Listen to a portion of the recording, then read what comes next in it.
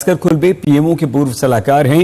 इस rescue operation को lead कर रहे हैं और ये बहुत एक्सक्लूसिव बातचीत आशुतोष मिश्रा ने ही भास्कर खुल्बे से की। रहे लोगों के परिवार नहीं, करोड़ों हिंदुस्तानी आपको देख रहे हैं, सुन रहे हैं और उनके मन में एक सवाल होगा कि क्या वो घड़ी कब आएगी जब वो 41 लोग बाहर आएंगे।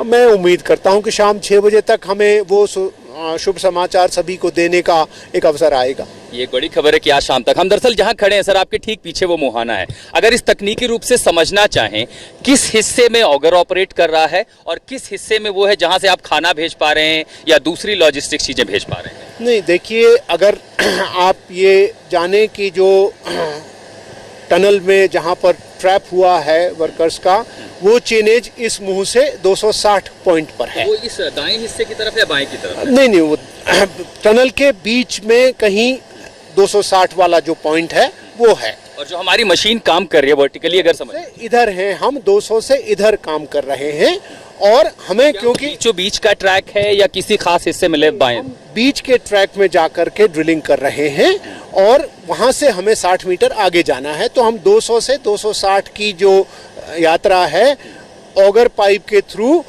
उन पाइप को वहां पर धकेल करके एक ऐसा रास्ता बनाना चाहते हैं जो उनके वापसी के लिए सुगम हो। लेकिन हमने तस्वीर देखी, जो पाइप अंदर गई है, जो एस्केप टनल अगर हम उसे कह लें तो आई थिंक वो सेफ होगा कहना, उसमें बेंड दिखाई दे रहा है, वो मुड़ गया है बीच के हिस्से।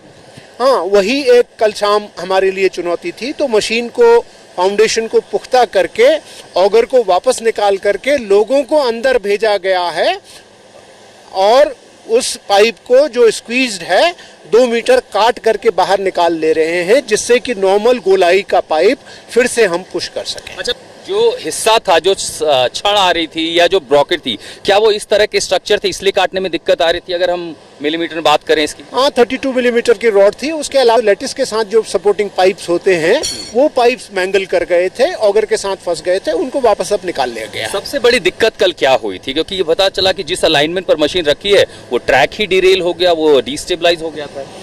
नहीं, वो अपनी फाउंडेशन से हिल गया था। तो अब आप एक ये चीज देखिए कि मशीन से मैं इस तरफ से 170 टन का प्रेशर दे रहा हूं, उस तरफ मेरे सामने टनल के मुंह पर कोई एक ऐसी चीज फंसी हुई है जो 170 टन से ज्यादा का प्रेशर दे रही है। उन दोनों के प्रेशर की वजह से, क्योंकि मैं आगे नहीं बढ़ पाया हूं, जो मशीन का फाउंडेशन है वो अपनी जगह से हिल गया है।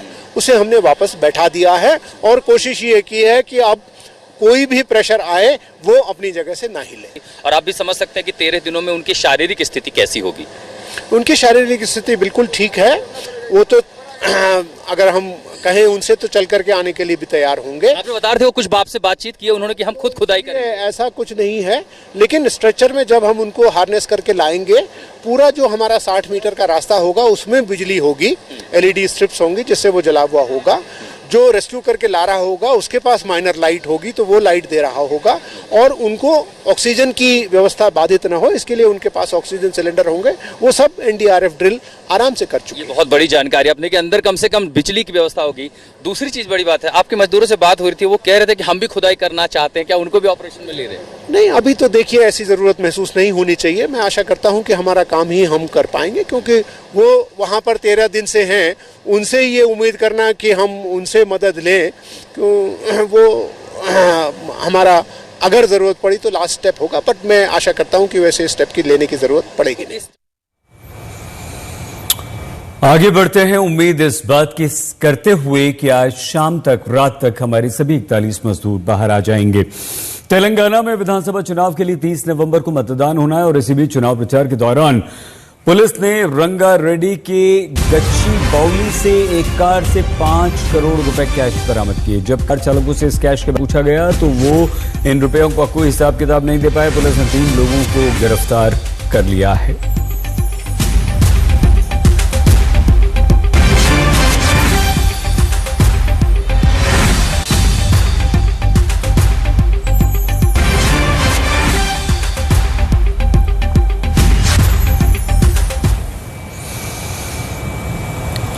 अब अभी हमारे देश में कोरोना के मामलों में कमी आई ही थी कि एक बार फिर से एक नई महामारी के आने की संभावना या आशंका WHO ने व्यक्त कर दी।